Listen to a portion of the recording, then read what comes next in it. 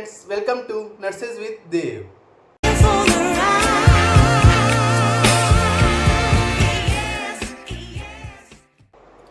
So today is day 4 of learning OBG with Dev Raj. तो अभी तक हमने पढ़ा था यूट्रस के बारे में, पिछला क्लास में यूट्रस के बारे में।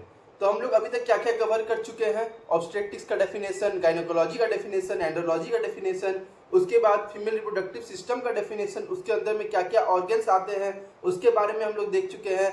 इंटरनल जेनाइटल ऑर्गन्स के बारे में देख चुके हैं। इंटरनल जेनाइटल ऑर्गन्स में 2 ऑर्गन पढ़ चुके हैं, first of all vagina and second uterus. Okay, तो इसके बाद हम लोग पढ़ने वाले हैं फैलोपियन ट्यूब के बारे में, उसके बाद पढ़ेंगे ओवरी के बारे में। तो ये क्या होगा, इंटरनल जेनाइटल ऑर्गन्स कंप्लीट हो जाएगा। उसके बाद हम लोग जाएंगे एक्सटर्नल जेनाइटल ऑर्गन्स में। ओके, ये सब इसका पार्ट है फीमेल रिप्रोडक्टिव सिस्टम। तो first of all fallopian tube क्या होता है? यूट्रस का मैंने यूट्रस के बारे में सब कुछ बता दिया। यूट्रस का साइज, यूट्रस का थिकनेस, यूट्रस का लेयर्स और यूट्रस का क्या क्या काम होता है। ठीक है, यूट्रस के बीच में कौन कौन सा पेरिटोनियम फोल्ड पाया जाता है। अब हम लोग सब कुछ पढ़ेंगे फैलोपियन ट्यूब के बारे में। तो जैसे मैंने फैलोपियन यूट्रस के बारे में बताया था कि उसका अलग अलग नाम है, वैसे ही फैलोपियन ट्यूब का भी कुछ अलग अलग नाम है। जैसे फर्स्ट ऑफ नेम साल्फिंजेस, ठीक है, फैलोपियन ट्यूब को साल्फिंजेस भी बोला जाता है। Second Mullerian duct, Mullerian duct भी बोला जाता है। थर्ड क्या मैंने बताया, यूट्राइन डक्ट या फिर यूट्राइन ट्यूब, और उसको लास्ट एक और नाम है, क्या है उसका नाम है ओविड डक्ट। ओके, अब जैसे कि मैंने बताया था पिछला बार कि स्कोपी, आइटिस है ना, ये सब में का क्या क्या मतलब होता है। आइटिस का मतलब इन्फ्लामेशन।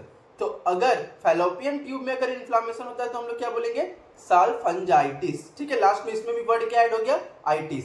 अगर विजुअलाइजेशन होगा तो क्या बोलेंगे, अगर उसको देखना होगा तो साल्फिंजोस्कोपी।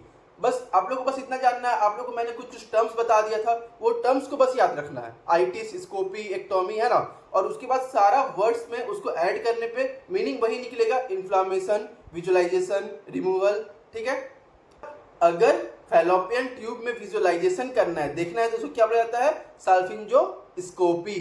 ठीक, और उसके बाद नेक्स्ट अगर कोई प्रॉब्लम आ गया या फिर कोई तरह का प्रॉब्लम आ गया किस पे, यूट्रस में, और फैलोपियन ट्यूब को हटाना पड़ गया, अगर फैलोपियन ट्यूब में प्रॉब्लम आ गया तो अगर फैलोपियन ट्यूब को हटाना पड़ा तो उसको हम लोग क्या बोलेंगे, साल्फिंजोटॉमी। एक्टोमी मतलब क्या बताया था, कट एंड रिमूवल। तो अगर किसी वजह से कट एंड रिमूव करना है फैलोपियन ट्यूब को तो उसका क्या नाम रहेगा, साल्फिंजेक्टॉमी।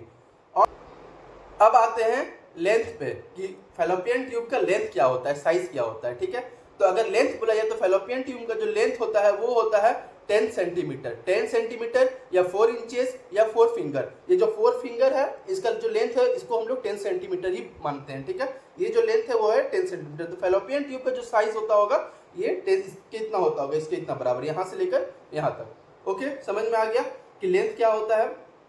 और उसके बाद इन्फ्लामेशन क्या होता है, और रिमूवल ऑफ फैलोपियन ट्यूब को क्या बोलते हैं, विजुअलाइजेशन ऑफ फैलोपियन ट्यूब को क्या बोलते हैं। ठीक है, अब हम लोग नेक्स्ट इसमें देखेंगे कि फैलोपियन ट्यूब में ओपनिंग्स क्या क्या रहता है। इसमें 2 ओपनिंग प्रेजेंट रहता है। जैसे कि मान लीजिए यहाँ से यहाँ तक फैलोपियन ट्यूब है, ठीक, तो एक इधर ओपनिंग प्रेजेंट रहेगा, एक इधर ओपनिंग प्रेजेंट रहेगा। ठीक, तो जो फर्स्ट ओपनिंग है वो प्रेजेंट रहता है कहाँ पे, यूट्रस में, यूट्राइन ओपनिंग। ठीक, जैसे कि मान लीजिए ऐसे करके यूट्रस है, ठीक, और यहाँ से फैलोपियन ट्यूब बना हुआ है। आप लोग को डायग्राम में ऊपर दिख रहा होगा, जैसे ये यूट्रस है, यहाँ से फैलोपियन ट्यूब है इधर और इधर। तो एक यूट्रस में क्या होता है, ओपनिंग होता है फैलोपियन ट्यूब का, और वो ओपनिंग क्यों होता है, ताकि वहां से स्पर्म एंटर कर सके। तो हम लोग क्या बोलते हैं उसको, यूट्राइन ओपनिंग। पहला ओपनिंग कौन सा हुआ, यूट्राइन ओपनिंग, और वो ओपनिंग का क्या काम है, उधर से स्पर्म एंटर करता है किसके अंदर, फैलोपियन ट्यूब के अंदर। अब सेकेंड ओपनिंग क्या होता है, पेल्विक ओपनिंग। ठीक है, और वो पेल्विक ओपनिंग में क्या होता है, पेल्विक ओपनिंग उधर तरफ होता है, फिमराई के तरफ। ठीक है, और वहां से पेल्विक ओपनिंग से एंटर होता है ओवम, और इधर से स्पर्म गया यूट्राइन ओपनिंग से, यूट्रस से, और उधर फिमराई से क्या गया, पेल्विक ओपनिंग से ओवम, और कहाँ फ्यूज किया, जाके फैलोपियन ट्यूब का बीच वाला पार्ट जिसको हम लोग एम्पुला बोलते हैं, वहां पे होता है फ्यूजन। इसके बारे में हम लोग बात करेंगे कि कौन कौन सा पार्ट होता है, क्या क्या पार्ट होता है फैलोपियन ट्यूब में, क्या क्या साइज होता है कौन कौन सा पार्ट का, तो सब हम लोग डिस्कस करने वाले हैं।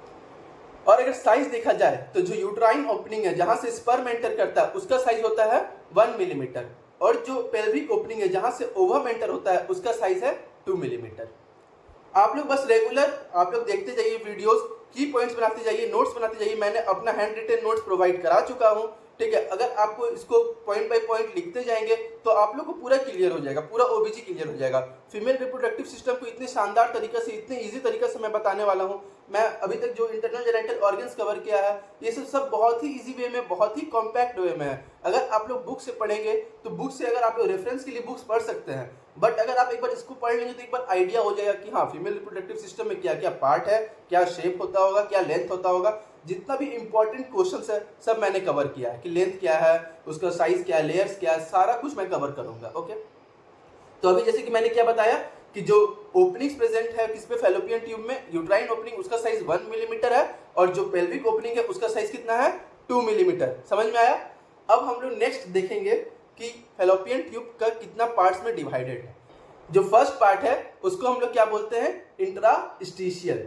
इंट्रास्टिशियल या फिर उसका दूसरा नाम क्या है, इंट्राम्यूरल। ठीक है, ये जो है वो फर्स्ट स्मॉलेस्ट पार्ट है जो कि यूट्रस से कनेक्टेड रहता है। ठीक है, जो फैलोपियन ट्यूब का जो फर्स्ट पार्ट होगा उसको हम लोग बोलते हैं इंटरस्टिशियल। ठीक है, इसका डायमीटर कितना होता है 1 मिलीमीटर, डायमीटर 1 मिलीमीटर और लेंथ, डायमीटर मतलब जैसे कि मान लीजिए ये है, क्या इसको बोलेंगे, एक होल है। ठीक है, मान लीजिए ये फैलोपियन ट्यूब है तो इसका जो होल का जो ये डायमीटर है यहाँ से यहाँ तक उसको हम लोग बोलते हैं डायमीटर। ठीक है, जो लेंथ है, और लेंथ क्या हुआ ये, ठीक, लेंथ ये हुआ और चौड़ाई डायमीटर को बोलते हैं। तो जो डायमीटर है वो इंटरस्टिशियल का 1 मिलीमीटर है और जो लेंथ है वो है 1.25 सेंटीमीटर। नेक्स्ट क्या है, सेकेंड इस्थमस।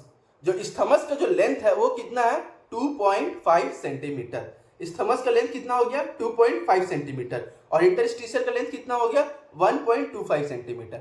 अब हम लोग नेक्स्ट आते हैं एम्पुला में। एम्पुला में को third part of fallopian tube बोलते हैं। एम्पुला को largest part of fallopian tube बोलते हैं। क्यों? क्योंकि इसका जो साइज है वो है 5 सेंटीमीटर। लेंथ कितना है 5 सेंटीमीटर और इसका जो डायमीटर है वो 0.2 से लेकर 0.6 मिलीमीटर होता है। ये फैलोपियन ट्यूब का लार्जेस्ट पार्ट होने की वजह से जो फर्टिलाइजेशन है वो एम्पुला में ही होता है। फर्टिलाइजेशन मतलब क्या हुआ था, fusion of male gamete and female gamete, fusion of sperm with ovum. ठीक है, टू फॉर्म क्या, जाइगोट। जाइगोट फॉर्म करने के लिए मेल गैमेट और फीमेल गैमेट मिलते हैं, उसको हम लोग क्या बोलते हैं, फर्टिलाइजेशन। मैंने बताया किसके बारे में, एम्पुला के बारे में। ठीक है, एम्पुला का लेंथ कितना बताया 5 centimetre, largest part of fallopian tube, fertilization takes place. Okay, और हाँ फर्टिलाइजेशन जब टेक्स प्लेस करते हैं तो मैंने क्या बताया था, फैलोपियन ट्यूब में 2 ओपनिंग रहता है, uterine opening and pelvic opening. Uterine opening से क्या आया स्पर्म, पेल्विक ओपनिंग से क्या आया ओवम, ओवम और स्पर्म क्या हुआ फ्यूज हुआ, फ्यूज होकर क्या बना जाइगोट, और जाइगोट कहाँ पे बना एम्पुला पार्ट में। समझ में आया। अब हम लोग last part of fallopian tube पढ़ेंगे जिसका नाम होता है इन्फंडिबिलम। ठीक है, इन्फंडिबिलम जो है वो last part of fallopian tube है जो कि कनेक्ट होता है किससे, फिमराई से। ठीक है, इसका जो लेंथ होता है वो होता है 1.25 सेंटीमीटर और जो इसका डायमीटर होता है वो होता है 6 मिलीमीटर। अब कहेंगे कि सर अगर इन्फंडिबिलम का भी लेंथ 1.25 सेंटीमीटर है और इंटरस्टिशियल का भी लेंथ 1.25 सेंटीमीटर है तो smallest part of fallopian tube किसको बोलेंगे, जो कि क्वेश्चन आ चुका है कॉम्पिटिटिव एग्जाम्स में कि smallest part of fallopian tube क्या है। तो जबकि लेंथ दोनों का बराबर है 1.25 सेंटीमीटर तो हम लोग उसका डायमीटर चेक करेंगे।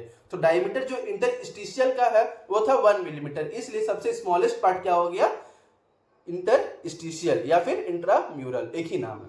सोच रहे होंगे कि फिमराई क्या है, तो फिमराई है 25 से लेकर 30 फिंगर लाइक प्रोजेक्शन, मतलब फिंगर जैसा होता है ऐसा, जो कि कनेक्ट किससे होता है इन्फंडिबिलम से, और उसमें से एक फिमराई जो लॉन्गेस्ट होता है वो कनेक्ट होता है जाकर ओवरी से, ओवरी तक पहुंचता है और वही कलेक्ट करता है ओवम। ठीक है, और एक फिमराई जो कि ओवरी तक पहुंचता है ताकि वो क्या कलेक्ट कर सके ओवम, तो उसको हम लोग क्या बोलते हैं ओवेरियन फिमराई। जो ओवेरियन फिमराई बताए थे क्या कि जो फिमराई में एक जो लॉन्गेस्ट पार्ट या लार्जेस्ट फिमराई होता है जो कि कहाँ पे जाके रीच होता है ओवरी में और क्या कलेक्ट करता है ओवम। ठीक है, तो अगर वो फिमराई जो है ओपन होता है कहाँ पे ओवम पे और वहां पे एक ओपनिंग रहता है जहां से क्या होता है वो कलेक्ट करता है किसको ओवम को और ट्रांसफर कहां करता है फैलोपियन ट्यूब में। ठीक है, तो जो ओवेरियन फिमराई कलेक्ट करता है ओवम को और ट्रांसफर करता है फैलोपियन ट्यूब में एक ओपनिंग के द्वारा। ओपनिंग कहां प्रेजेंट रहता है ओवरी के पास में फिमराई में। ठीक है ना, जैसे ये फिंगर लाइक प्रोजेक्शन है, ये सबसे बड़ा उंगली है। ठीक है, ये पहुंचा कहां पे ये ओवरी है। ठीक है, यहाँ पहुंचा ये ओपनिंग है। अब ये क्या किया यहाँ से ओवम कलेक्ट करके यहाँ फैलोपियन ट्यूब में पहुंचाया। ठीक है, तो ये जो ओपनिंग है जहां से ओवम जाता है इसको हम लोग बोलते हैं एब्डोमिनल ऑस्टियम। क्या बोलते हैं एब्डोमिनल ऑस्टियम। ये था सारा फैलोपियन ट्यूब के बारे में। अब हम लोग देखेंगे किसके बारे में, last organ, last internal organ, ovary. Ovary को ही हम लोग क्या बोलते हैं, फीमेल गोनैड्स। तो ओवरी का जो प्राइमरी फंक्शन है, जो प्राइमरी काम है, वो क्या है, रिलीज ऑफ ओवम। ठीक है, सबसे पहला काम क्या है उसका, ओवम को रिलीज करना। और सेकेंडरी फंक्शन है, प्राइमरी फंक्शन क्या मैंने बताया, रिलीज ऑफ ओवम, और जो सेकेंडरी फंक्शन है वो रिलीज ऑफ हार्मोन। और कौन कौन सा हार्मोन, एस्ट्रोजन एंड प्रोजेस्टेरोन। ठीक है, मैंने दो काम बताया, क्या, पहला release of ovum and second क्या बताया, रिलीज ऑफ हार्मोन्स। कौन सा हार्मोन्स, एस्ट्रोजन एंड प्रोजेस्टेरोन। ये तो क्या काम था किसका, ओवरी का। ओवरी को एक और नाम क्या बोलते हैं, फीमेल गोनैड्स। ये कौन सा ऑर्गन है, इंटरनल जेनिटल ऑर्गन, किसका, फीमेल रिप्रोडक्टिव सिस्टम का। आते हैं ओवरी का किस पे, लेंथ में, लेंथ, विड्थ और थिकनेस, साइज में। तो इसका जो लेंथ होता है वो होता है 3 सेंटीमीटर, विड्थ होता है 2 सेंटीमीटर और थिकनेस क्या होता है 1 सेंटीमीटर। तो इसको हम लोग क्या बोलते हैं, 3 × 2 × 1 सेंटीमीटर, क्या इसका है, साइज। ओके, और अगर अब वेट पे आते हैं तो इसका जो वेट है उसको हम लोग क्या बोल सकते हैं, अगर आउंस में देखा जाए तो 0.14 से लेकर 0.3 आउंस तक रहता है, या फिर अगर हम लोग अपना लैंग्वेज ग्राम में बोला जाए तो 2 से 3 ग्राम वेट रहता है किसका, एक ओवरी का। 2 से 3 ग्राम ओवरी में इतना सारा फंक्शन हो रहा है, oestrogen, progesterone, release of ovum, सब कुछ। ओके, तो ये हम लोग क्या पढ़ा, internal genital organs. Internal genital organs यहाँ तक कंप्लीट हो चुका है। अब नेक्स्ट क्लास में हम लोग क्या पढ़ेंगे, एक्सटर्नल जेनिटल ऑर्गन्स। ठीक है, तो एक बार आप रिवाइज करके आइए और इसी तरह से आप लोग देखते जाइए, सारा नोट्स कंप्लीट करते रहिए। और आप लोग को पूरा ओबीजी पढ़ना है तो बने रहिए किससे, नर्सेज विद देव से। Thank you.